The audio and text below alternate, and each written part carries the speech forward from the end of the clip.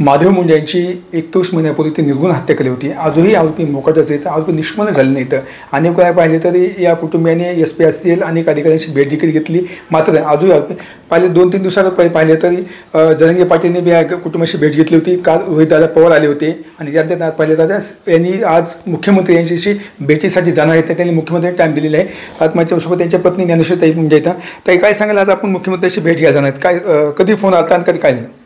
म्हणजे रात्री उशिरा 11 वाजता फोन आला माझ्या भावाला की मुख्यमंत्री साहेबांच्या OSDचा की गुरुवारी 11 वाजता साहेब तुम्हाला भेटणार आहेत. मग आता आम्ही 12च्या दरम्यान आज इथून मुंबईला जाणार आहोत. पण दादांनी एवढं आम्हाला म्हणजे पाठिंबा दिला. सगळं महाराष्ट्रात माझ्यासोबतच आहे. पण दादांना जेव्हा मी आवाज दिला, दादा माझ्या भेटीला येऊन गेले, मी त्यांच्या भेटीला गेले.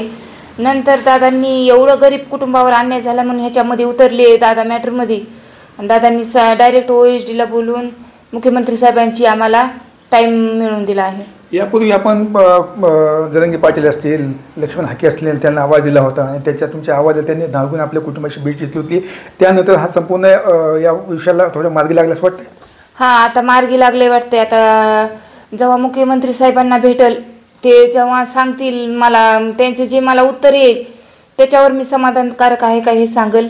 पण तोपर्यंत जवळ जाड आरोपी जात नाही तोपर्यंत मला म्हणजे असे वाटत नाही. कारण 21 महिने झाले, 21 महिने मी किती न्यायाचा लढा देत आहे. मग आता सगळेजण माझ्यासोबत आहेत माझ्या न्यायाच्या लढ्यासाठी. आणि मी मुख्यमंत्री साहेबांना एवढं सांगणार आहे की माझा जबाब घेऊन आरोपी तात्काळ अटक करा, लेखी जबाब घेऊन. ते आपले पालकमंत्री पाहिले तर अजितदादा पवार आहेत, ते राज्याचे उपमुख्यमंत्री आहेत. आपण त्यांच्याशी कधी बोलणं झालं या संदर्भामध्ये? नाही, दादांशी बोलणं झालं नाही. पण दादांनी पण एका बाईटद्वारे सांगितलं की मी त्यावेळेस पालकमंत्री नव्हतो, त्याच्यामुळे मला तेवढं प्रकरण माहिती नाही. पण ह्याच्यामध्ये आरोपींना कोणाला पाठीशी घातलं जाणार नाही दादांनी पण सांगितलं आहे. आणि आम्ही तिथं मुंबईला गेल्याच्या नंतर दादांची बी भेटीचं आम्ही आवाहन करू आणि दादांची आणि एकनाथ शिंदे साहेबांची पण भेट घेऊन येऊ आम्ही. काय त्यांना मागणी करणार तुम्ही? आपण माझी मागणीच एवढी आहे की आरोपींना तत्काळ अटक करा, SIT CID दाखल करून माझ्या नवऱ्याला न्याय द्या आणि माझ्या कुटुंबाला बी न्याय द्या. का तर मी माझं भवितव्य, माझ्या लेकरांचं भवितव्य घडू शकल समोर होऊन.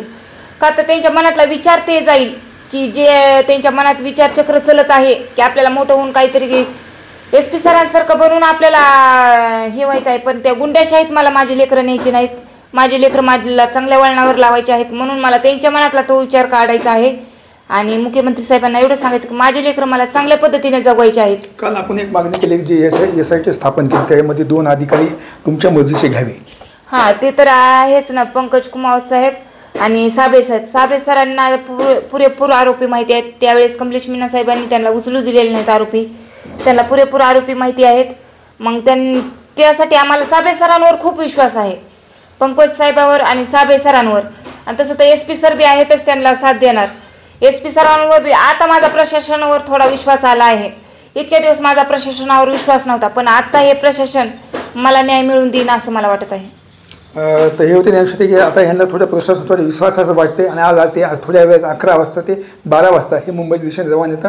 मुख्यमंत्री असतील यांच्याशी ते भेट घेणं येतं आणि जे संपूर्ण जे काय घटना घडली त्यांना सांगणं येतं अशी देखील त्यांनी सांगितलं आहे. कॅमेरा पर्सन विकास वाघमारेसह मी संभाजी मुंडे, TVNI परळी, बीड.